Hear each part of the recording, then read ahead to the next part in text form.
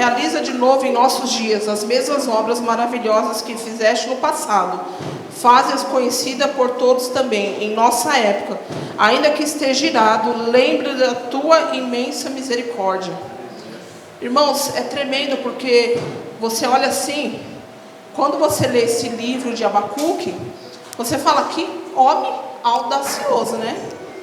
Que homem que afronta, mesmo sendo, né, Abacuque um profeta menor, não menos importante, mas a todo tempo ele está ali denunciando o pecado, porque o profeta ele não consegue, né?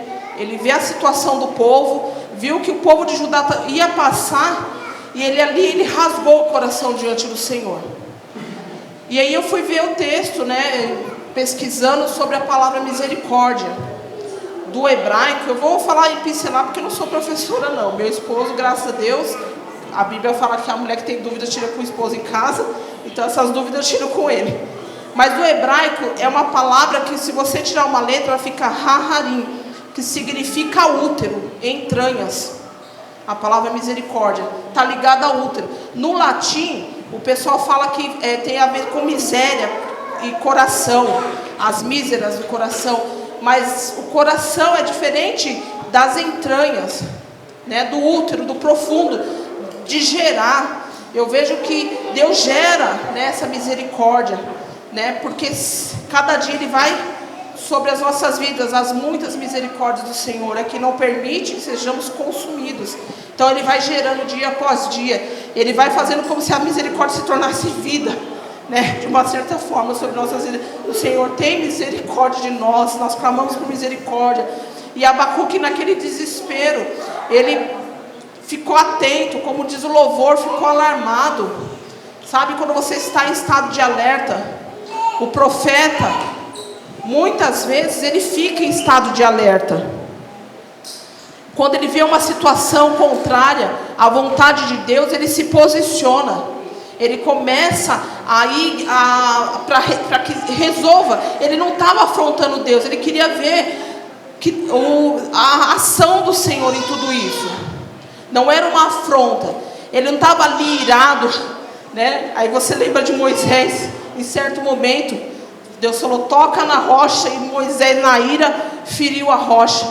Ele não estava nessa ira humana, mas ele queria ver a justiça, a vontade do Senhor sendo feita. Mas ele falou, Deus vai consumir esse povo, vai nos consumir. Senhor, na tua ira, lembra das tuas misericórdias. Tem uma versão que fala das tuas muitas misericórdias, ou mesmo nessa versão, da sua imensa misericórdia, para que não sejamos destruídos, né? Isaías chegou um momento que falou, Senhor, toca, purifica meus lábios, que eu estou no meio de um povo de impuros lábios, né?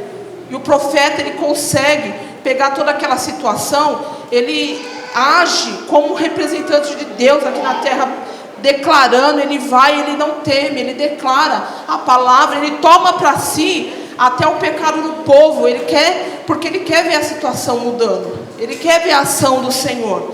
E naquele momento foi o que houve no coração de Abacuque, um desespero por ver tudo aquilo. E ele começou a falar, Deus, mas e isso e aquilo, olha, por causa disso. E ele questionava, mas não para afrontar o nosso Deus. O avivamento, ele vem de um coração contristado, de um coração, de uma pessoa que entende que, Senhor, se não fosse a sua misericórdia, eu não estaria aqui. O avivamento, ele vem, mas antes ele antecede essa renúncia, sabe? Você não põe a sua justiça, você não se coloca acima, mas você se humilha. Nós estamos vivendo num tempo, como igreja, que só de falar em rumores de guerra, o povo já está alarmado. Mas ainda não chegou no ponto de que nós tomamos para si aquele, sabe, intercessor, coração de intercessor, falar, Senhor, nos perdoa pelos pecados. Nós estamos ainda apontando, né? Ainda estamos na nossa justiça, porque Abacuque só ouviu e viu Deus fazer porque ele não estava ali preocupado, não era com ele, mas era com o coração do Pai. E quando você olha para o que nós estamos vivendo hoje, e muitas vezes, outras situações, você corre lá para o seu quarto, você vai clamar: Senhor, tem misericórdia de nós, aviva-nos, Senhor, novamente, tem misericórdia da tua igreja, tem misericórdia do teu povo. Olha o que nós estamos vivendo, por culpa nossa, Senhor. Aquele que está diante de Deus nessa condição, ele passa a reconhecer, ele passa a clamar. Uma vez nós estávamos numa intercessão, e o meu irmão, ele é responsável, líder da intercessão, e ele começou: Senhor, nos perdoa pelo adultério. E as pessoas ficaram assim: ué, o intercessor está adulterando? Mas, irmãos, nós estamos confessando o pecado da igreja, juntamente nós nos colocamos na brecha para clamarmos. O profeta, ele se coloca nessa situação, porque ele entende que se um clamar, se um se manifestar em autoridade e reconhecer que o Senhor é poderoso, que o Senhor não é responsável por aquilo que nós estamos vivendo, o Senhor vem. E aí ele vai vir e vai trazer esse avivamento que tanto nós queremos. Mas para isso precisa o quê? Como nós cantamos, joelhos no chão, um coração inclinado a obedecer, como diz a palavra. Um coração contrito e quebrantado, o Senhor não rejeita. Se Abacuque tivesse irado naquele momento e falasse: quem sou eu? Eu não estou nem aí para esse povo. Foi eu que gerei esse povo, né? Teve um outro que foi audacioso e falou assim, né? Ele não fez dessa forma, não havia essa ira. Você já parou para prestar atenção, pastora, pastor, profeta, irmãos, que às vezes você é tomada de uma ira, mas não porque você fala: mas não vem de mim, isso não está sendo gerado assim, aquela ira humana, aquela vontade de ir lá e resolver com as minhas mãos, mas é um desejo de, sabe, parece que é uma ira junto com uma torcida. Tipo, você fica, que nem meu sobrinho está começando a andar, você fica querendo que ele acerte, que ele não caia. Você não quer. A ovelha está indo, você fica ali: não, vai direitinho, não erra o caminho, não caia, não olhe para o lado, não se distraia. O coração do profeta muitas vezes é assim. Ele se coloca na brecha, talvez para ser amanhã apedrejado, para ser acusado. Mas no coração dele, ele é tomado por uma ira de ver o zelo de Deus vir. Sabe, como nós cantamos, o fogo do zelo de Deus vir sobre a nação, sobre aquela situação, sobre aquele povo, porque ele tem amor, ele tem zelo. O zelo, como diz a palavra, o zelo da tua casa me consome. Aí você fala: poxa, mas aonde está do Senhor avivar? Para tornar da vida novamente, para trazer essa vida que nós desejamos, que a palavra aviva, ela traz uma conotação de trazer de volta a vida. Nós precisamos primeiro descer. Nós precisamos primeiro nos consertarmos. Mas você fala: poxa, mas aí você está falando que eu estou em pecado, então... Não, irmãos, é toda uma igreja se colocar em intercessão, em clamor, e pedir: Senhor, venha. Estiveram homens, ontem eu estava falando com o Alexandre do nosso ministério, homens que pagaram com a própria vida, homens que se colocaram por um propósito, pela nação, por uma situação, e às vezes ele ficava ali no seu quarto, em oração, 8, 10, quantas horas fosse necessário até que o Senhor viesse. E às vezes o Senhor fazia e ele mesmo nem via, ele nem contemplava, mas ele não cansava, ele não havia nele o desejo de parar de clamar, até que o Senhor venha. O avivamento, ele acontece dessa forma. Primeiro, o avivamento, ele mexe com as nossas estruturas. Antes de Deus avivar, tornar da vida, ele começa a nos mostrar quem somos, qual é a nossa condição diante dele. E aí, se você começa a ter aquele sentimento e falar: Senhor, quem sou eu? Eu não tenho condições. E não que você está se vitimizando, não que você está se colocando numa condição inferior. se depreciando. Mas você olha para a justiça de Deus, você olha para o Todo-Poderoso e você olha para a sua condição e você fala: Senhor, quem sou eu? Como Isaías: Senhor, eu estou no meio de um povo de impuros lábios, sabe? Você começa a olhar para a sua condição e fala: Senhor, trata comigo primeiro, vem me limpar primeiro. O profeta, ele sabe muito bem, fala: bom, para o Senhor derramar, eu preciso consertar, né? Está na Bíblia aí o profeta que fez isso. Elias primeiro falou: não, peraí, deixa eu consertar, arrumar esse altar, fazer a coisa do jeito que é para ser, me alinhar com os céus, para que o Senhor venha. Não é de peito aberto. Nós estamos vendo ainda uma igreja, e eu falo a igreja de Cristo, não falo a igreja local, mas todos nós, uma igreja ainda altiva, uma igreja que faz eventos: olha, vamos pedir para que o Senhor traga avivamento. E aí o Senhor fala: filho, se eu trouxer esse avivamento aí, acho que metade não sobrevive. A glória do Senhor mata,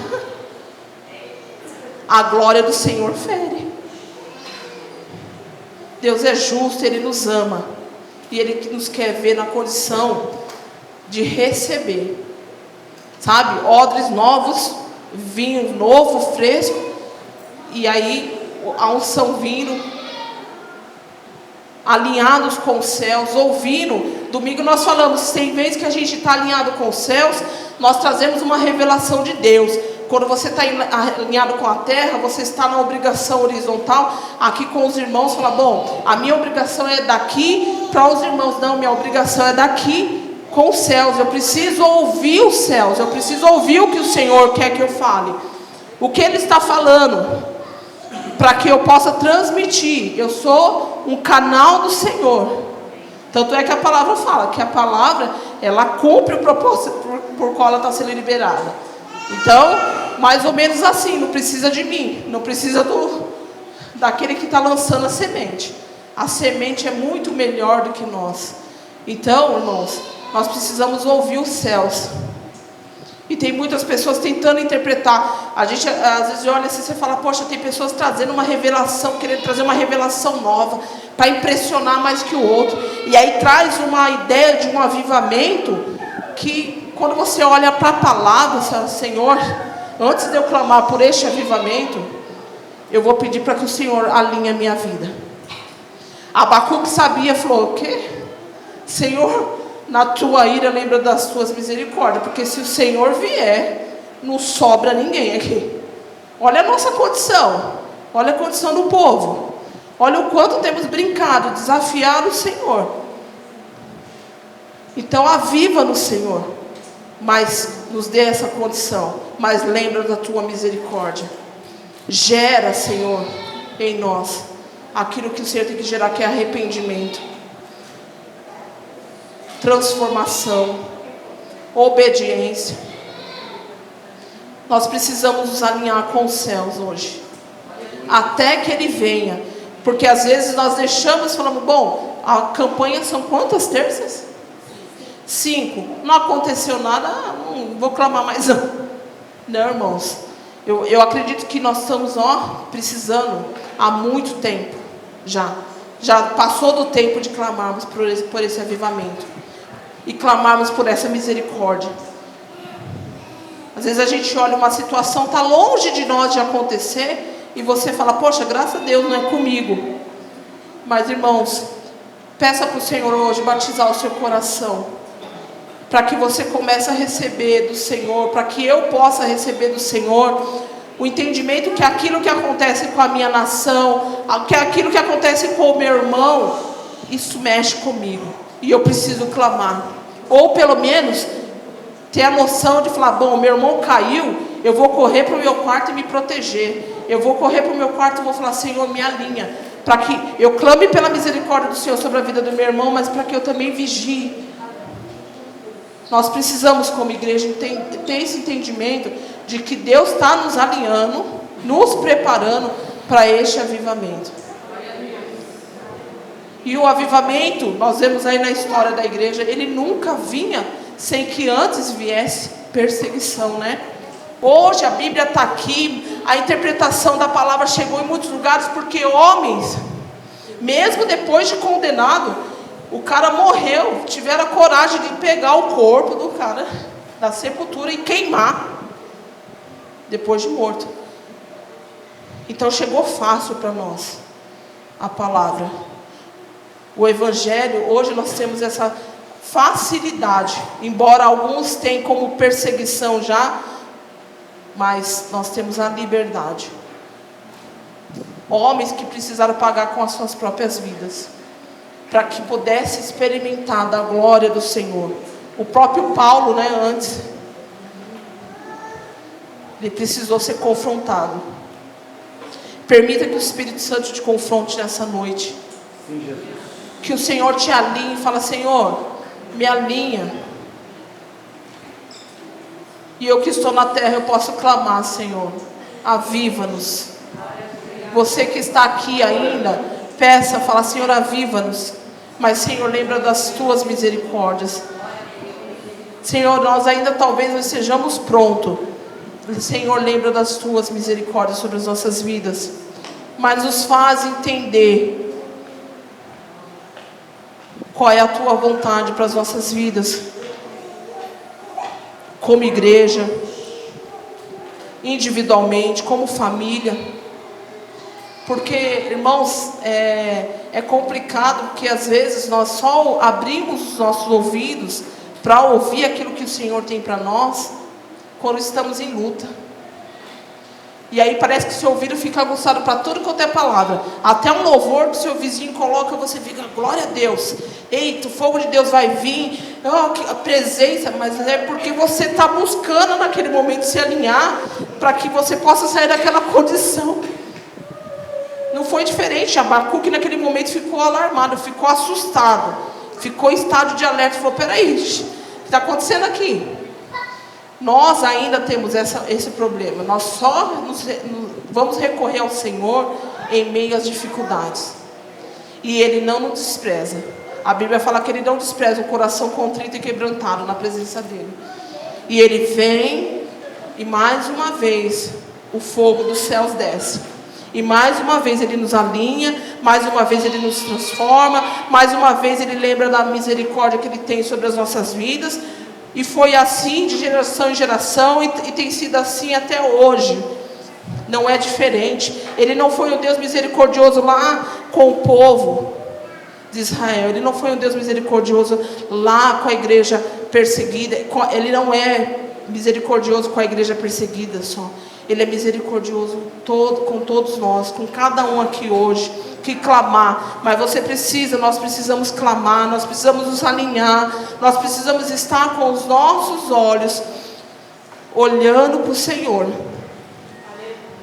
Mesmo que se hoje a condição não esteja: Senhor, hoje eu não estou boa, não estou afim de clamar, esse negócio de avivamento não, irmãos. Os seus olhos precisam estar no Senhor. Você precisa caminhar. Até que o Senhor venha, nós precisamos continuar caminhando e clamando. Não tirar dos nossos lábios, não ficar com os nossos ouvidos ouvindo outras coisas. Porque Neemias, a palavra fala, se ele tivesse tirado o ouvido do propósito de Deus, ele tivesse tirado, o foco daquilo que ele precisava fazer, e ficasse ouvindo o inimigo, ele perdia aquilo que Deus tinha dado para ele. Ele ia deixar de cumprir o propósito de Deus. Não podemos permitir que os nossos ouvidos possam ficar, é aquele irmão muitas vezes que está na igreja e ele fica assim: ó, irmão, você viu aquela oferta lá no mercado? Você viu, irmão? Olha, será que vai chover? Ele está totalmente na terra. Aí você tem que pedir: Senhor, traz os céus para esse irmão.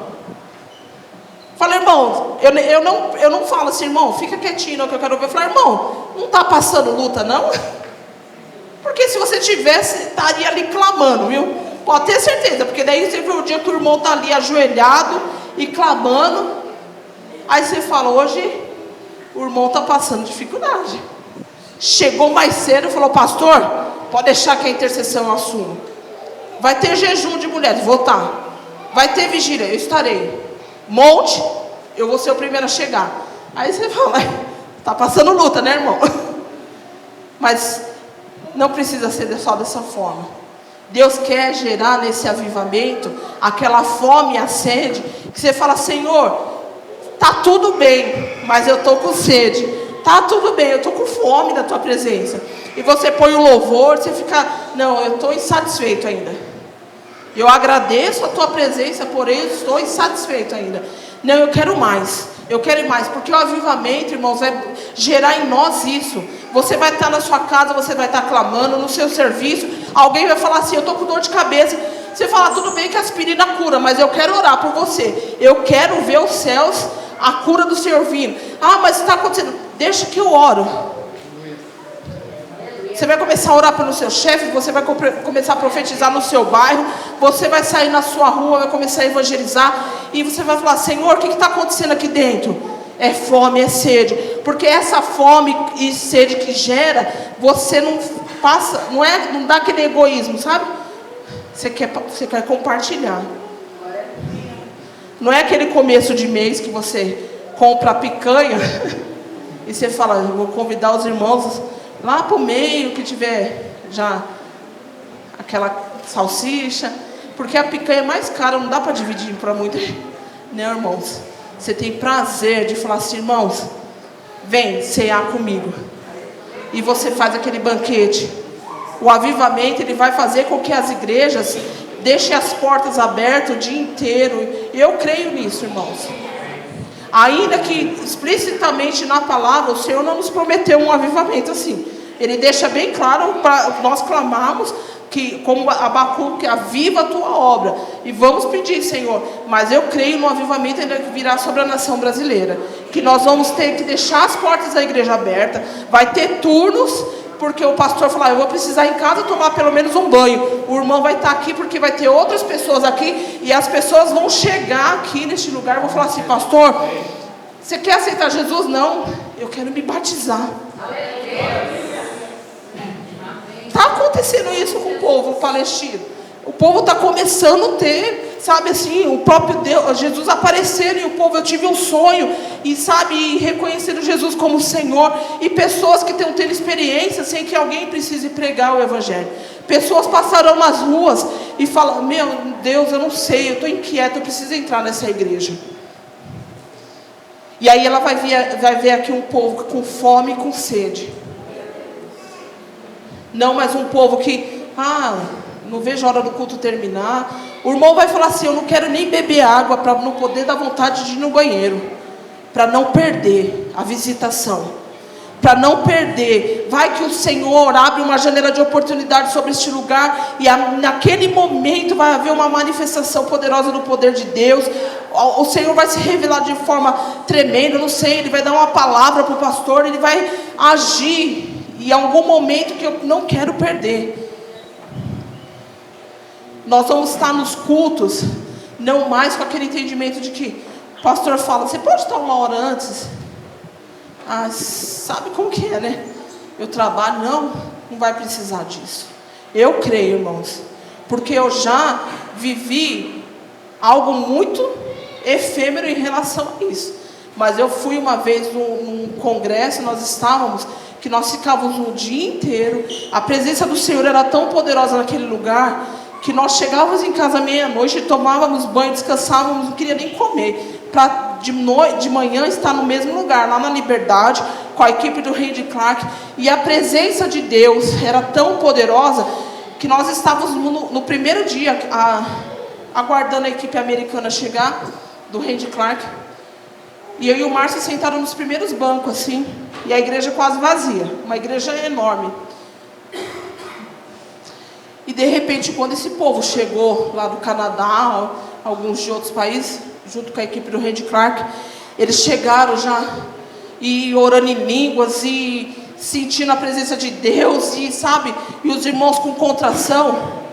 Eu me segurei na cadeira, que eu falei, Márcio, o chão está tremendo, parecia que alguém tinha puxado um tapete, feito assim, e aquilo balançava, e eu segurei na cadeira, e o meu coração acelerando, E eu falei, que presença é essa?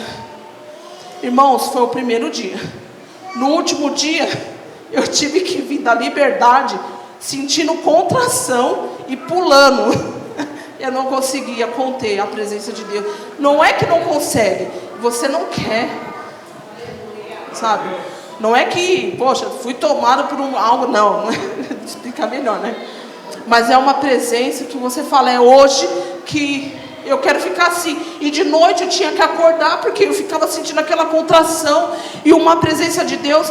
E aí você sabe que é algo que Deus está fazendo, está mexendo. É uma unção que vem do Senhor, porque ela vem respaldada com sinais. Ela vem com milagres. Eu lembro que eu e o Márcio, nós tínhamos ido na farmácia e nós não conseguimos sair na rua. Nós tivemos que voltar para casa caindo no chão, e a contração, e orando. E naquele momento a presença de Deus, isso era 3 horas da tarde. O nosso culto era 7 horas da noite.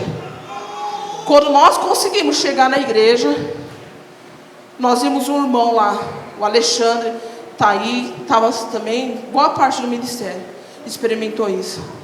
E o irmão foi lá na frente e falou, igreja, com a voz muito baixa, com dificuldade para falar, eu peço para os irmãos essa semana que eu vou me internar.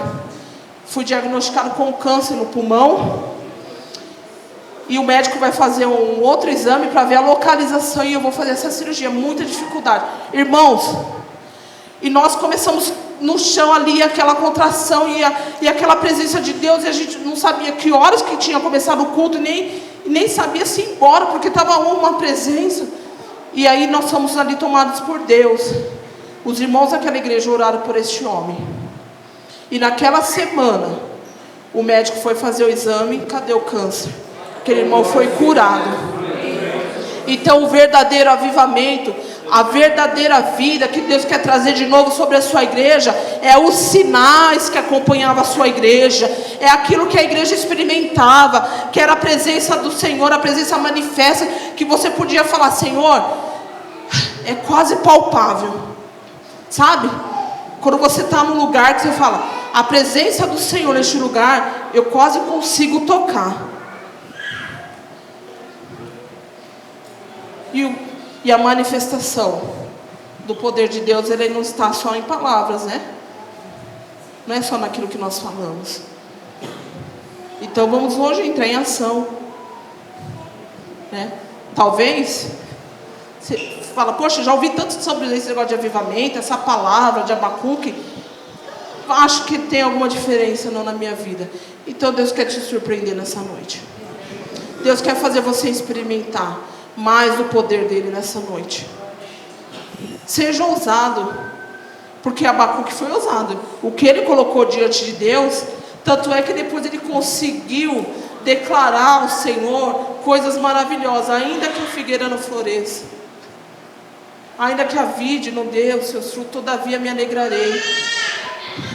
Irmãos, quando você olha e fala, poxa, como que declara isso? Antes o homem estava todo, parece que revoltado, mas não era. Havia um clamor, e ele sabia o Deus que ele servia, ele conhecia esse Deus, e ele falou, ainda que não aconteça nada, que Deus venha até com a sua ira de repente, todavia eu me alegro no Deus da minha salvação, todavia eu me alegrarei no Senhor. Não é trocas. Quando você recebe, sabe, essa presença do Senhor que te incomoda, assim, de você não ficar inquieto, eu preciso fazer algo, você passa a nem orar por você. Você não está nem preocupado. Se Deus vai fazer, né? Tem até um louvor que fala, se Deus fizer, ele é Deus, né? Se ele também não fizer, ele continua sendo Deus. Só o que você, não só desmerecendo, mas só o que você vê na palavra, o que ele já fez, irmãos, no mínimo hoje a gente tem que orar por alguém aqui para que seja curado.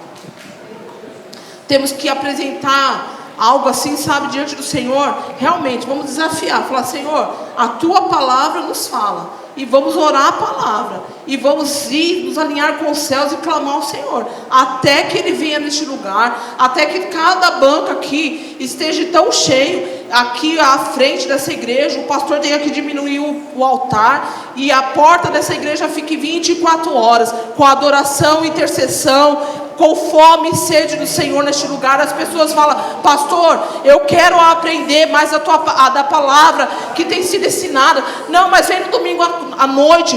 Não, pastor, você não está entendendo. Eu quero todos os dias, eu quero em todo o tempo. Pastor, então no mínimo me deixa ficar pelo menos 1 hora por dia aqui neste lugar, para que eu possa dobrar meu joelho e clamar, até que o Senhor venha, até que pelo menos Ele aquiete a minha alma. Mas eu quero clamar.